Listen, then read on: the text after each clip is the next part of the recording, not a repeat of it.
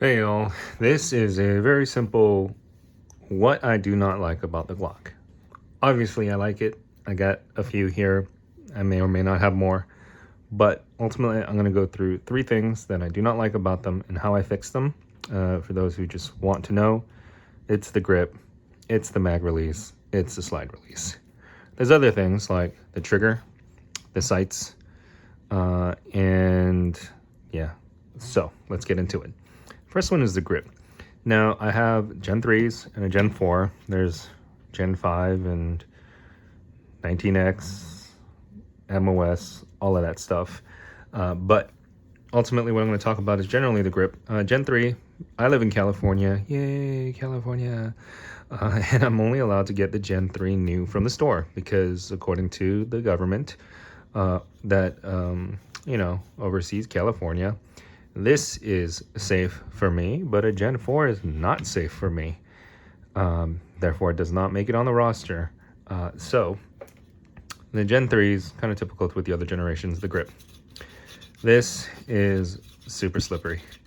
They added this little texture thing. They had the finger grooves. I don't know why they added the finger grooves. Gaston, the original design. I think it's Gaston. Is it Gaston? I have a daughter now. She watches a lot of Disney movies, and so that's probably Beauty and the Beast. But he originally did not have these little grooves on here, and then as the generations got more and more, they started to get rid of it. Gen 4 still had it, and then the Gen 5s, they got rid of it in 19X and so on. Yeah, hate these. But going back to it, this super slippery. They added the texture, this little bomb, still super slippery. Like if your hands are wet, like my primary use case for a Glock is home defense, right? Or self-defense. These are not target pistols. Yeah, you can shoot really well with them and you can modify them to be target pistols, but put specifically designed target guns in someone's hand and a Glock, they'll shoot better with the target pistol. So how do I address the grip? Super slippery. The Gen 3s are super thick and I got the word bump right here. The easiest way to address this is grip tape. Now Talon makes ones that are pre-cut for a Glock. There's a bunch of people who jumped on that bandwagon too and made these as well. This works pretty well. Now there's a grippy texture to this. It's not as slippery, especially with the grips right here. This is where I typically like to have the extra grip. This is a good alternative. It'll cost you like 20 bucks, I think. You can buy strips of this grip tape material and cut out yourself. Well, it'll probably cost you less than $10 to do so, but that is an upgrade to make. Now, the next step beyond this is to actually stipple your frame. Now, there are all different ways to stipple it. They have the ones that were popular by, I think Agency started doing these, and Salient Arms, where, they start putting a bunch of little dots in there and then they make this cool little pattern. Ultimately, yeah, that works really well. This is a ghetto way of doing it.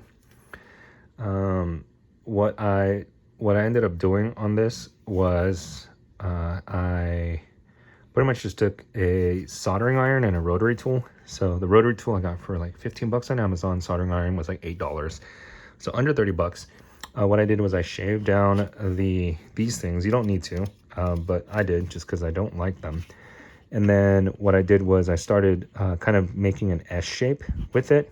If I get enough likes on this video and people actually watch my content, I'll actually do this one like this and show you how to do it with exactly what tools. But yeah, the stippling works a lot better because it creates all these ridges in the plastic, so your hand actually grips, and regardless of whether they're wet or dry, because rubber gets slippery when wet. 13-year-old me is laughing. This feels a lot better, and it almost feels like sandpaper, but it's not that rough where it kind of eats up your hand, right? Ultimately, the grip is also a lot smaller on the Gen 4s because you can add the back straps to make it into what the typical Gen 3s feel like. But overall, yeah, like it's just much better with the stippling. So that's how I would address it. 3 stages. You can pay a little bit, get grip tape. It still works. I'd say the better next step up is to actually stipple it yourself. So again, I will most likely turn this one into this one. So I'll show you how to do that with the tools that I got on Amazon.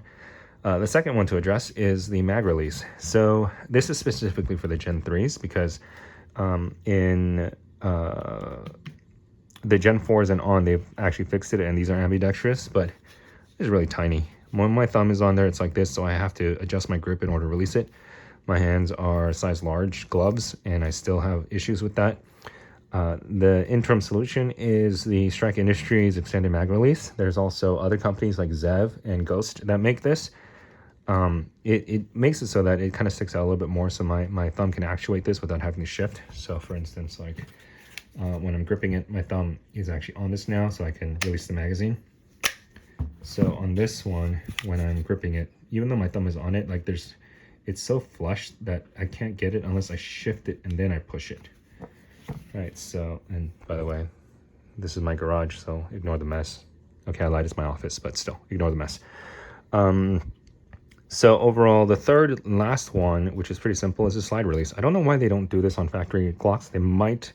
Again, I am in California, and we are in the Stone Ages. So these are flat. So what this is for, you rack this back on an empty mag, and this will go up and hold the slide in place for you, so that when you put the new magazine in, and then you pull this down, it'll put the round into battery. This also happens when you're firing and the last round it holds open, so you know to put the new magazine and so on. The aftermarket ones are like 15 bucks, and they have a little bump on them. I don't know why that would be a disservice to the firearm to have that. It doesn't get caught on anything. It's super smooth. I'm actually waiting on the order for all three of these to be swapped out, but that would be the easiest upgrade. So yeah, in a nutshell, the grip, change it, which is probably going to be the most work if you go this route. This is a good interim solution. Getting extended mag release, such as this one, other generations, you lucky bastards in the other states can get that. And then the slide release. So there's a lot of videos out there. I'm not going to go into how to do this. You eventually push some of these pins out, and technically you don't have to push that pin out, but yeah, push that out, slide, take the old one out, slide the new one in, etc. Overall, that's my take. I'll do another video on the trigger, which is a whole nother issue, and the sights, which is another whole nother issue. But overall, this is a great platform. The Glocks are like the Civics of the world, where there's just so much aftermarket support. So there's a lot of great things that you can do. And so for those who also have questions, all stock, Talon grips, Zev Magwell, Magpul Magwell. I have another video on why this one is not that great. We have the Strike Industries slide magazine release, the Strike Industries trigger, Zev Omen slide, I think, RMR, and then suppressor sights.